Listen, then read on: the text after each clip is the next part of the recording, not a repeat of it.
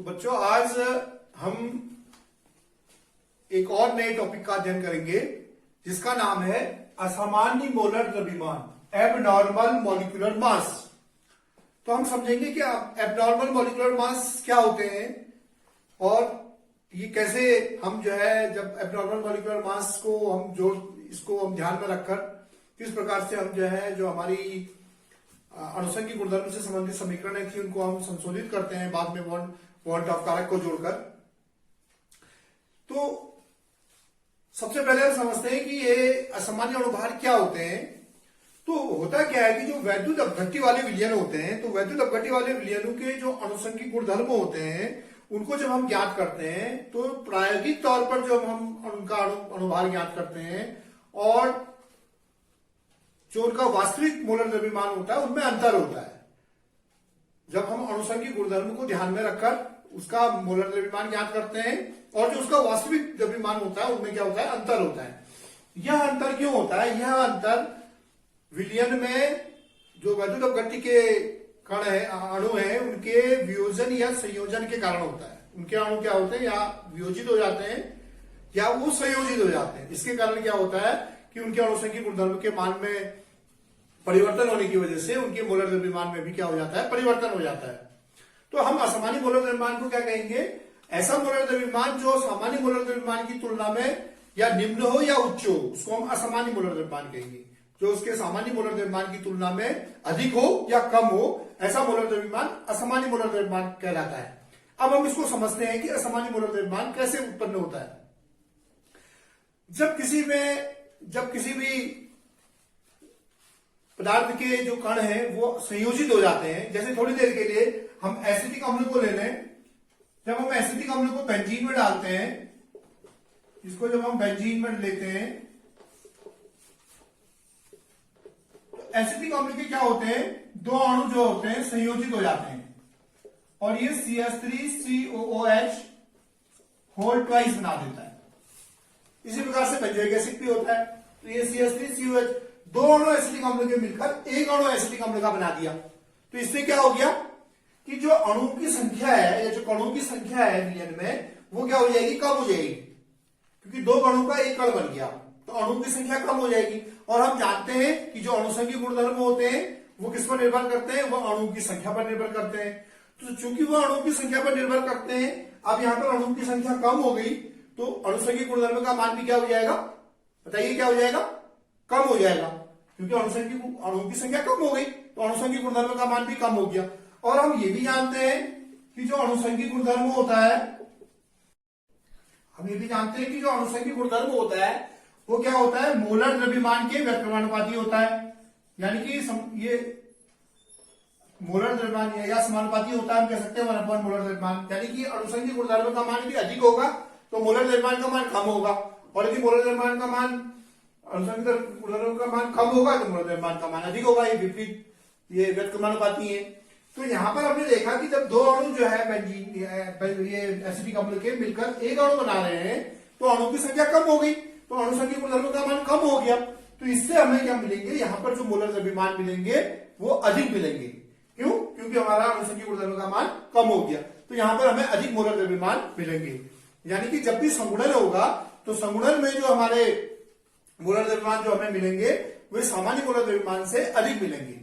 इसी को हम क्या कह देंगे, असामान्य मोलर द्रव्यमान कह देंगे। अब देखते हैं हम वियोजन के केस में। जैसे हम ले KCl को और इसको जल में डालें तो ये आयनों में टूट जाएगा, K प्लस और Cl निगेटिव आयनों में टूट जाएगा। तो ये जो K प्लस और Cl निगेटिव में आप चाहे तो एक्वस लिख सकते हैं कोष्ठ में। यदि इसको हम आयनों में तोड़ेंगे, K प्लस और Cl निगेटिव आयनों में ये टूट गया तो यहां पर क्या हो गया हमारा, यहां पर हमारे एक अणु जो है वो दो आयनों में टूट गया विलयन में। तो विलयन में दो आयनों में टूटने की वजह से क्या हो गया, इसका जो है अणु की संख्या बढ़ गई। यहाँ पे तो अणु की संख्या बढ़ जाएगी। जब अणु की संख्या बढ़ेगी तो हमारा जो अणुसंघीय गुणधर्म का मान है वो क्या हो जाएगा, वो भी बढ़ जाएगा अणुसंघीय गुणधर्म का मान। और हम जान रहे हैं यहाँ पर कि अणुसंघीय गुणधर्म किसके समानुपाती है, 1/, मोलर द्रव्यमान के। तो जब अणुसंघीय गुणधर्म का मान यहाँ पर बढ़ जाएगा आपका अणु की संख्या के बढ़ने के कारण, तो मोलर द्रव्यमान का मान इसके लिए क्या हो जाएगा, कम हो जाएगा। तो हम जानते हैं कि इसका जो हम असामान्य मोलर द्रव्यमान लेंगे, असामान्य जो मोलर द्रव्यमान लेंगे हम इसका, वो हमारा कितना हो जाएगा, देखिए इसका असामान्य मोलर द्रव्यमान हमारा हो जाएगा, जो सामान्य मोलर द्रव्यमान होता है KCl का 39 प्लस 35.5 कितना हो गया, 74.5 होता है। 39 प्लस, जिसको हम निकाल सकते हैं 39 प्लस 35.5 को जोड़कर 74.5 अपॉन 2 हो जाएगा, यानी कि कितना हो जाएगा, ये हो जाएगा 37.25 हो जाएगा। 37.25 इसका असामान्य मोलर द्रव्यमान हो गया। तो ये असामान्य मोलर द्रव्यमान जब वियोजन हो रहा है तो उस केस में क्या हो जा रहा है, कम हो जा रहा है असामान्य मोलर द्रव्यमान। तो इन्हीं को ध्यान में रखकर एक वॉन हॉफ कारक दिया गया। तो वॉन हॉफ कारक क्या दिया गया, ये समझ गए होंगे आप, संयोजन और वियोजन के केस में क्या होगा। तो अब हम वॉन हॉफ कारक को समझते हैं। तो वॉन हॉफ कारक में यह कहा गया कि जो सामान्य अणुभार है, जो सामान्य मोलर द्रव्यमान है, सामान्य मोलर द्रव्यमान बटे असामान्य मोलर द्रव्यमान, बटे असामान्य मोलर द्रव्यमान। तो जो वैद्युत अपघट्यों के केस में सामान्य मोलर द्रव्यमान, इस तरीके से हम जो है एक फैक्टर निकालते हैं इनका अनुपात, इसी को हम वॉन हॉफ कारक कहते हैं, आई। ये कहलाता है van Hoff factor, van Hoff कारक। तो वॉन हॉफ कारक स्मॉल आई से दिखाते हैं इसको। तो स्मॉल आई क्या हुआ, सामान्य मोलर द्रव्यमान बटा असामान्य मोलर द्रव्यमान। या हम इसको ये भी लिख सकते हैं डेल्टा ऑब्जर्व्ड बटा डेल्टा कैलकुलेटेड भी कह सकते हैं। या हम इसको जो है, इसको हम ये भी लिख सकते हैं कि संयोजन अथवा वियोजन के, संयोजन अथवा वियोजन के पश्चात कणों की संख्या, के पश्चात कणों की संख्या बटे संयोजन या वियोजन के पूर्व कणों की संख्या, संयोजन या वियोजन के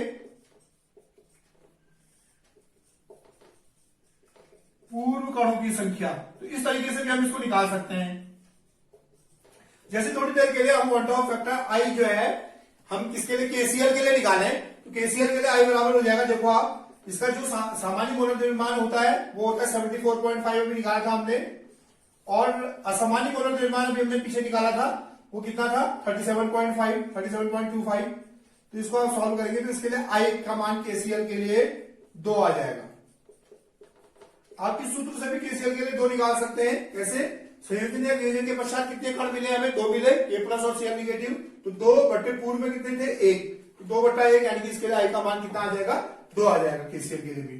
तो इस प्रकार से हम क्या कर सकते हैं, वॉन हॉफ फैक्टर को कैलकुलेट कर सकते हैं। अब ये जो वॉन हॉफ फैक्टर हमने निकाला, इसको हम क्या करते हैं, जो हमारे अनुषंगिक गुणधर्म से जो समीकरण प्राप्त हुई थी उसमें हम इसको जोड़ते हैं। तो उसमें जोड़ने के पश्चात हमारी जो समीकरणें होती हैं उनको हम संशोधित कर लेते हैं। ये आपने नोट कर लिया होगा, बहुत इंपॉर्टेंट है वॉन हॉफ कारक एग्जाम के लिए। तो उन समीकरणों को हम, उसमें हम आई जो हमारी समीकरणें होती हैं, P0 माइनस P बराबर जो काई विलेय था, तो वहां पर हम आई से उसे मल्टीप्लाई कर लेते हैं वॉन हॉफ फैक्टर से। ऐसे हम जो है, जैसे हम कथनांक में उन्नयन को लेते हैं, डेल्टा टीबी बराबर केबी गुणा एम, तो इसको हम जो है आई जोड़कर क्या लिख लेंगे, डेल्टा टीबी बराबर आई इंटू केबी गुणा एम। ऐसे ही हम डेल्टा टीएफ को ले लेंगे आई इंटू के एफ इंटू एम। और ऐसे ही जो है हम पराशर दाब की जो समीकरण होती है हमारी, पाई वी इक्वल टू एनएसटी जो समीकरण होती है उनको, या पाई बराबर एनआरटी अपॉन वी जो समीकरण होती है हमारी, उसको हम आई लगा के इसमें आई इसको ऐड कर, इसे आई से मल्टीप्लाई करके इसको हम ये लिख सकते हैं। तो ये जो है वॉन हॉफ फैक्टर को जोड़कर हमारे जो अनुषंगिक गुणधर्म की जो समीकरण है वो इस प्रकार से क्या हो जाएगी, संशोधित हो जाएगी। अब आप होमवर्क नोट करिए बच्चों, वॉन हॉफ कारक से आप क्या समझते हैं, वॉन हॉफ कारक से आप क्या समझते हैं। दूसरा क्वेश्चन लिखिए, I इज ग्रेटर देन 1 किन वैद्युत अपघट्यों के विलयनों के लिए होगा। I ग्रेटर देन 1 किन वैद्युत अपघट्य वाले विलयनों के लिए होगा। नंबर 3 लिखिए, K2SO4 के लिए वांट ऑफ कारक का मान ज्ञात कीजिए। K2SO4 के लिए वांट ऑफ कारक का मान ज्ञात कीजिए। चौथा क्वेश्चन लिखिए, I का प्रयोग कर क्वथनांक में उन्नयन की समीकरण को किस प्रकार से संशोधित किया जा सकता है। I का प्रयोग कर क्वथनांक में उन्नयन की समीकरण को किस प्रकार से संशोधित किया जा सकता है।